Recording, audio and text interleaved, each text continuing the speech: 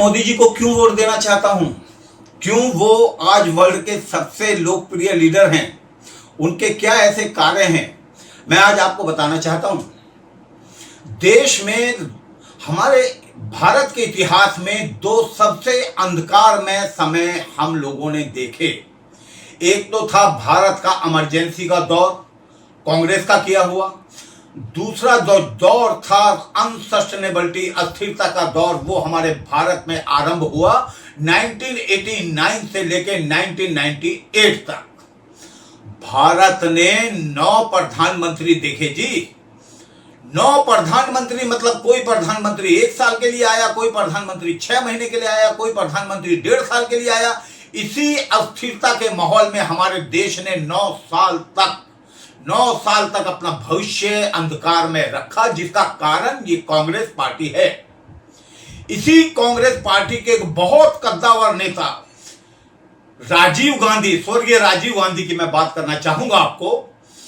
1984 में स्वर्गीय इंदिरा गांधी की हत्या के बाद अगर किसी देश को आजादी के बाद सबसे बड़ा बहुमत मिला जी, 400 से ज्यादा सीटें किसी पार्टी के पास आई आजादी से लेके आज तक, तो वो पार्टी थी कांग्रेस की सरकार।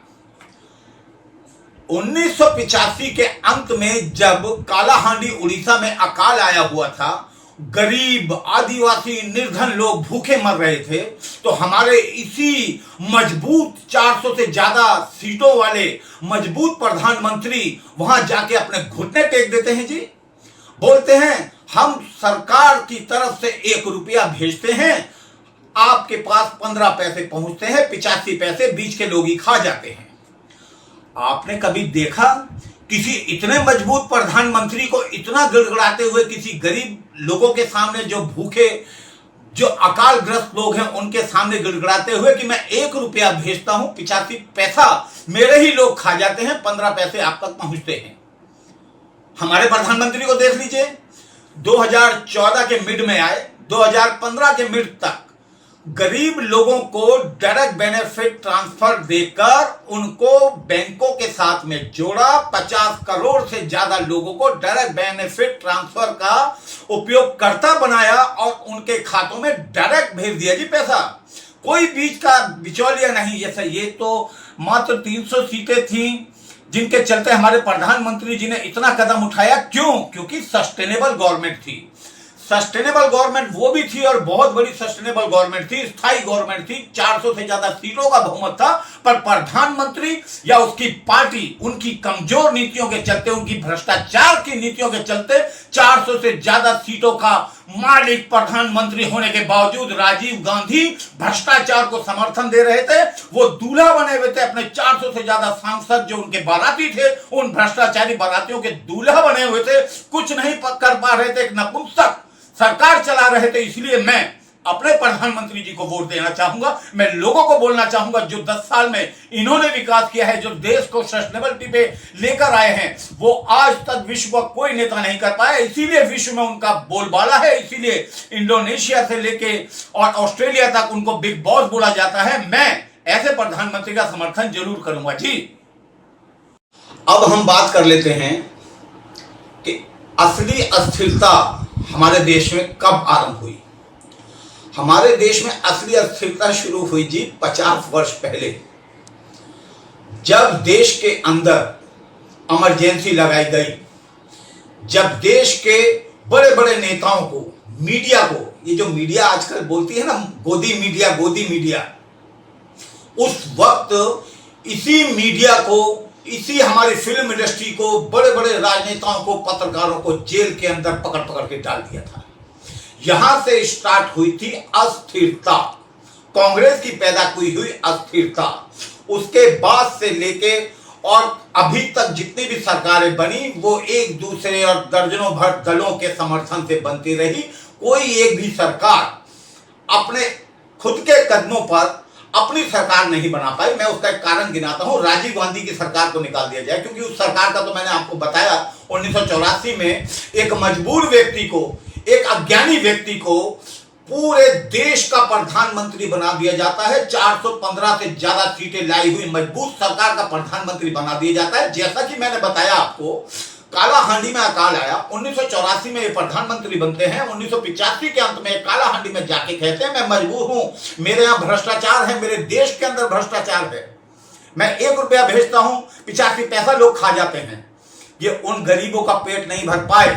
इस तरफ आप हमारे प्रधानमंत्री जी को देख लीजिए, 4 साल हो गया कोविड को आए हुए, आज तक 80 करोड़ लोगों को मेरे प्रधानमंत्री मुफ्त भोजन दे रहे हैं। 3 करोड़ से ज्यादा लोगों को मुफ्त मकान दिए। मेरे प्रधानमंत्री जल से नल योजना लगा रखी है। मेरे प्रधानमंत्री ने कितने करोड़ शौचालय दिए। मेरे प्रधानमंत्री ने 2014 में लाल किले से खड़े होकर कहा था स्वच्छ भारत अभियान। उस स्वच्छ भारत अभियान का जो मेरे तक समझ है, जो मैं समझता हूं, स्वच्छ भारत अभियान ऐसा आरंभ हुआ कि भ्रष्टाचार के जितने भी भ्रष्टाचारी लोग थे वो अंदर होना शुरू हुए और एक अच्छे और स्वस्थ भारत के निर्माण की शुरुआत हुई।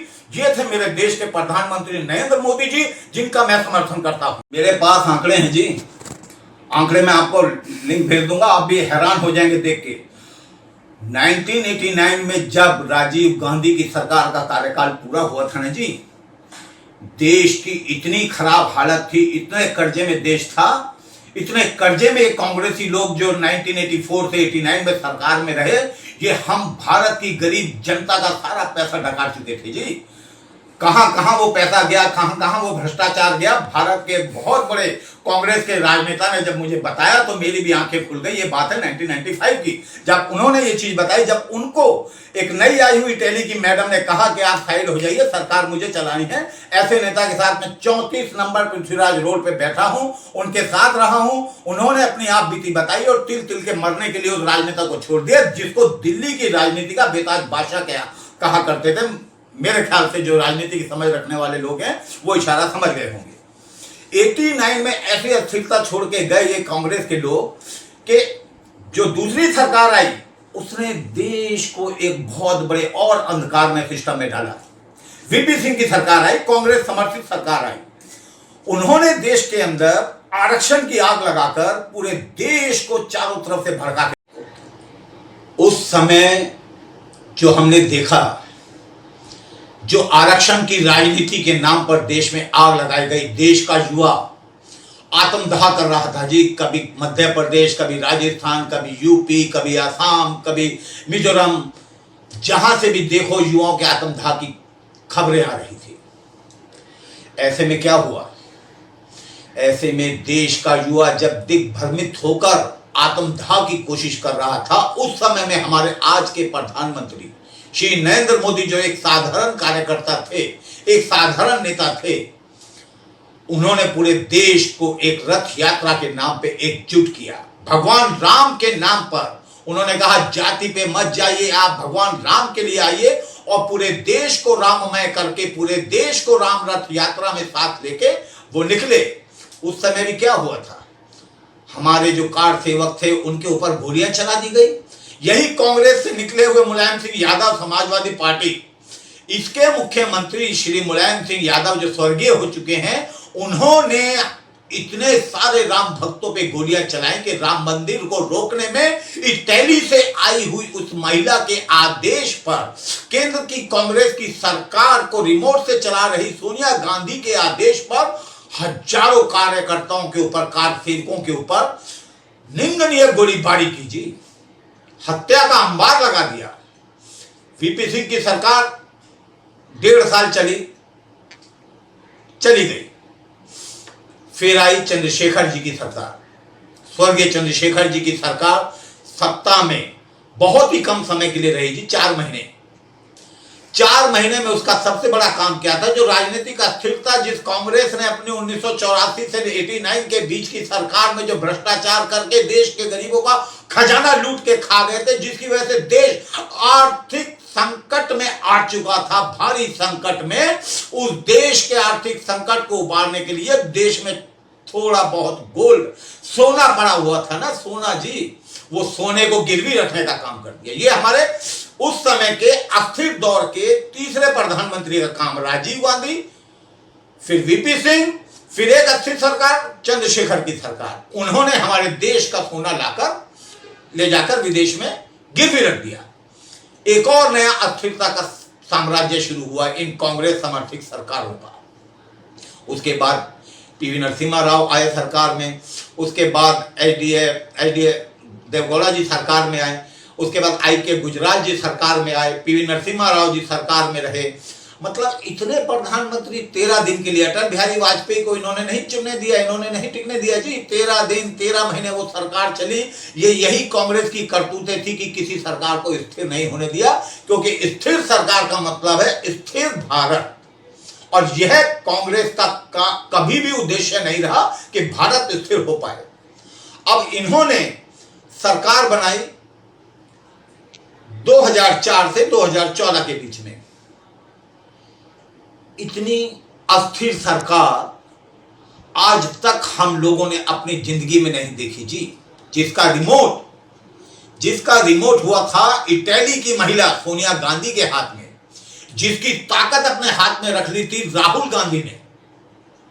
ये जो आप कहते हैं ना कि सरकार मनमोहन सिंह चला रहे थे, ये वो accidental prime minister of India जो एक पिक्चर भी आई थी, वह एक सच्चाई थी कि प्रधानमंत्री खुद अपनी सरकार नहीं चला रहे थे, उनकी सरकार चला रही थी सोनिया गांधी और राहुल गांधी, जिनका सरकार से कोई लेना देना नहीं था। हाँ, गांधी परिवार की सरकार थी तो गांधी परिवार के हाथ में सरकार चलेगी। चाइना के साथ समझौते होंगे और कितने कितने मार्क्सवादी कम्युनिस्टों के साथ समझौते होंगे। इसी कांग्रेस के दौर में क्या हुआ था कश्मीर के अंदर, आप लोगों को याद है कितनी बुरी तरीके से हिंदू कश्मीरी पंडितों को वहां से निकाला गया था।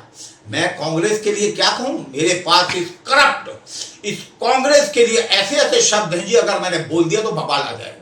मैं इतना बोल रहा हूं कि हमारे प्रधानमंत्री नरेंद्र मोदी जी जब से 2014 से और अब 2024 तक सरकार में रहे, सरकार स्थिर रही। पूरे विश्व में भारत का डंका बज रहा है, पूरे विश्व के नेता मोदी जी को अपना नेता मानते हैं। और मैं एक और बात आपको बोलता हूं कि मोदी जी जिस दिन रिटायर्ड प्रधानमंत्री पद से होंगे, उस दिन उनको यूनाइटेड नेशन का सेक्रेटरी जनरल बना दिया गया। तो विश्व की 200 कंट्रियों का भी 10 साल में उद्धार करने वाला अगर कोई व्यक्ति होगा तो वो नरेंद्र मोदी जी होंगे।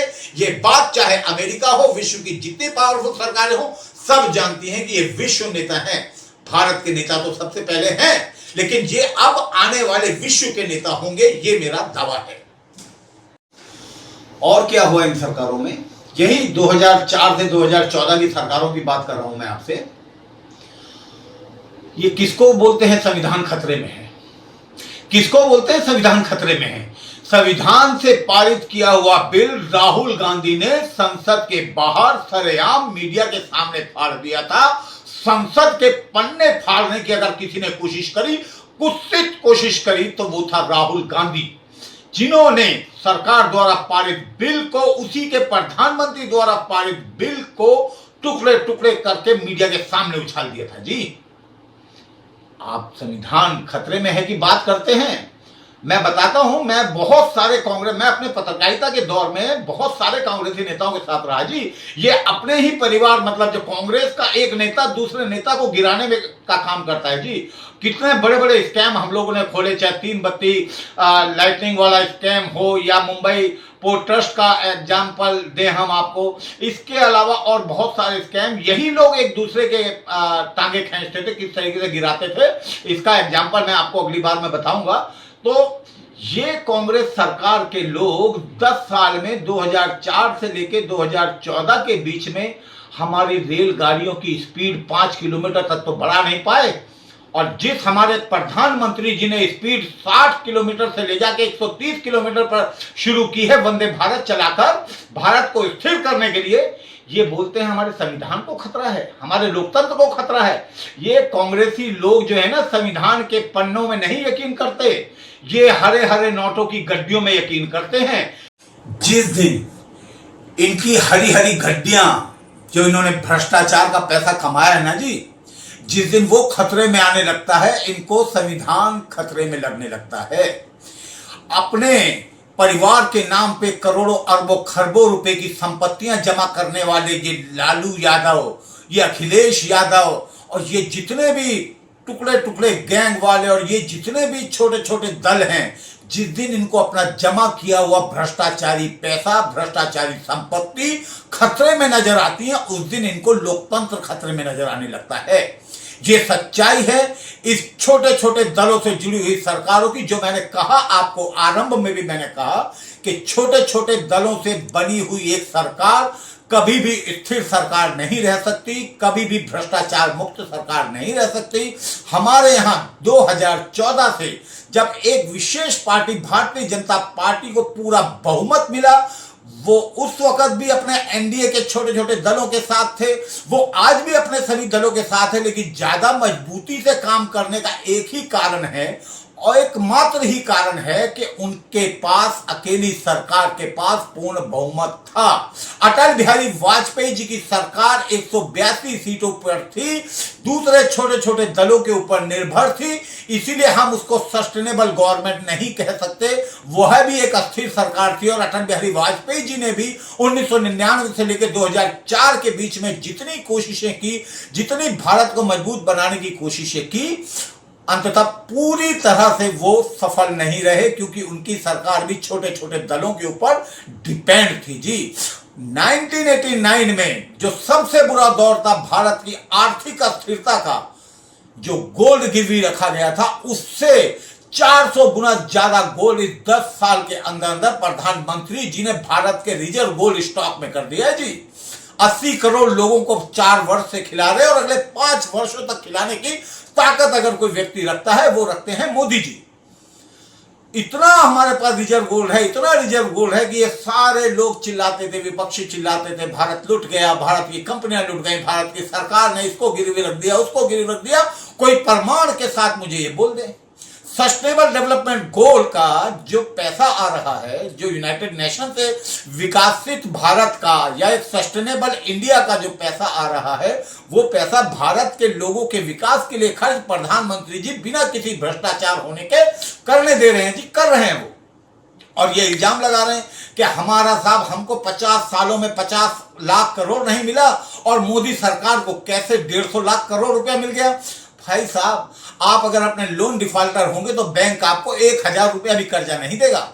आपको बैंक 1 लाख रुपया तो बहुत दूर की बात है, आपको अपने बैंक में टिकने नहीं देगा। ये भारत की सरकार की अपनी क्रेडिबिलिटी है, अपनी सिबिलिटी है, अपना रिपोर्ट है, अपने काम करने की ताकत है, सस्टेनेबिलिटी की ताकत है कि भारत को 10 साल में 150 लाख करोड़ रुपए मिल गया और आपकी भ्रष्टाचार की नीतियों के चलते के खा जाएंगे सबका सब, आपको 50 साल में भी 50 लाख करोड़ रुपए लेने लायक नहीं रहे। ऐसे आपके भ्रष्टाचार की नीतियां थी जी।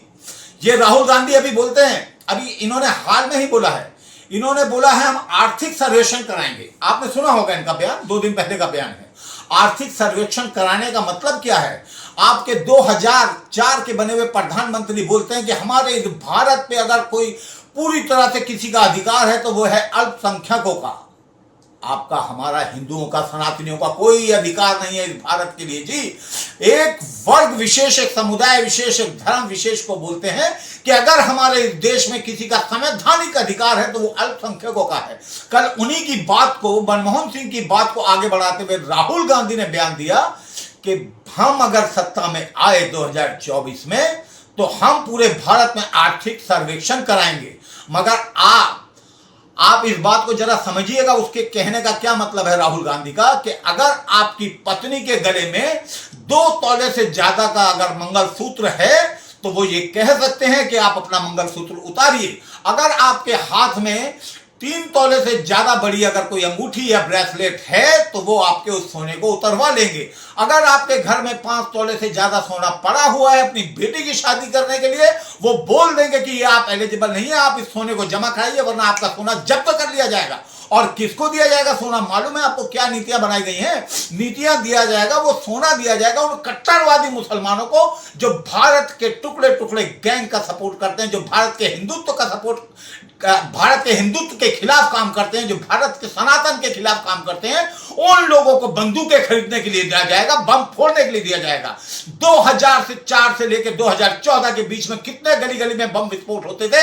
रात को भारत सरकार की नींद नहीं आती थी कि पाकिस्तान जाने क्या कर देगा, चाइना जाने क्या कर देगा। ये मेरे देश के प्रधानमंत्री की ताकत है, सस्टेनेबिलिटी है, उनकी स्थिरता है, उनकी एक शक्ति, एक उनका विचार, उनकी दूरदृष्टि है कि 2014 से जब से उनकी सरकार आई है, पाकिस्तान की नींद उखड़ गई है। आपको याद होगा जब आप ट्रेनों में बैठते थे, बसों में बैठते थे, क्या देखते थे?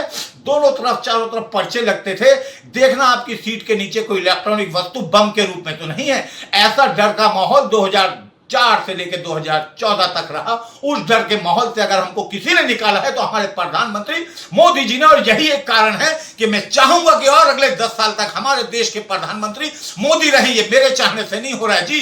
140 करोड़ लोग ये चाहते हैं कहीं उनका सोना ना निकाल ले, कहीं उनकी वापिस कमाई हुई इस धरती पे, इस भारत की धरती का जो गौरव पुनर्वापिस हुआ है, वो कहीं वापिस गौरव को इस कांग्रेस की सरकार या कोई अनजानी सरकार आकर छीन न ले। इसलिए मैं अपने देश का प्रधानमंत्री अपने मोदी जी को बनाना चाहता हूं। जय हिंद।